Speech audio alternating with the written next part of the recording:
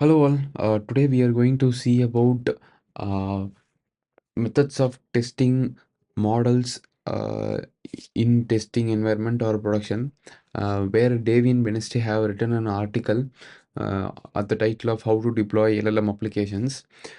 He starts with like before deployment things. Once an ML engineer has some new ideas or new experiments to test on the model to improve the model, right? He must be modifying the code in the sandbox and try to train the model and validate the model in the sandbox environment.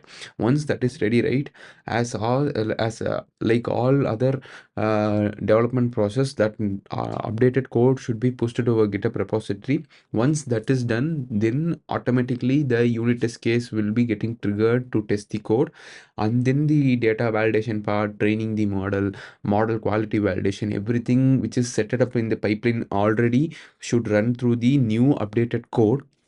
Once that is done, the integration test should be done, and then the once the model is now ready, and that must be pushed to the model registry. These are all the before deploying steps. Once that is ready, right, once it is pushed to model registry, the deployment pipeline should pull the model, and now our methods of testing the model on production data comes out.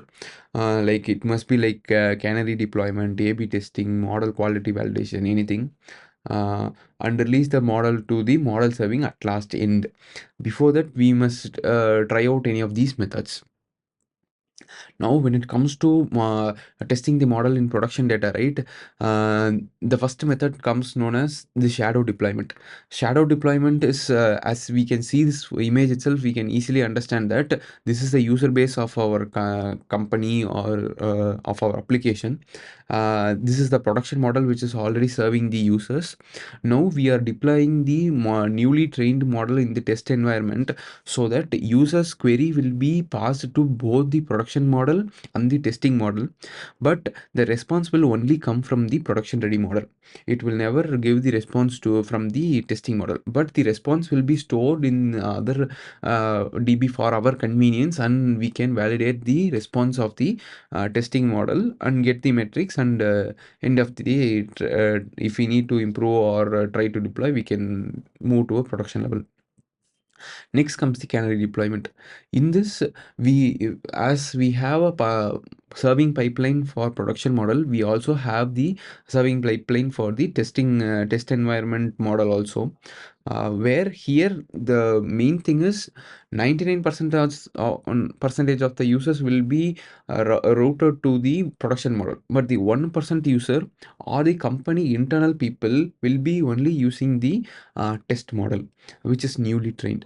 So by collecting these two data, we can decide how's the model performing.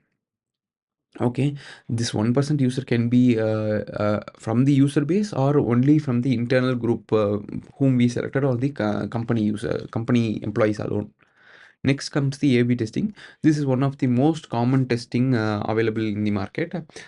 Here, as same as canary testing, it's one level above the canary testing, where here also we will have a separate pipeline for the test environment models, where 5% of the users will be using the test model.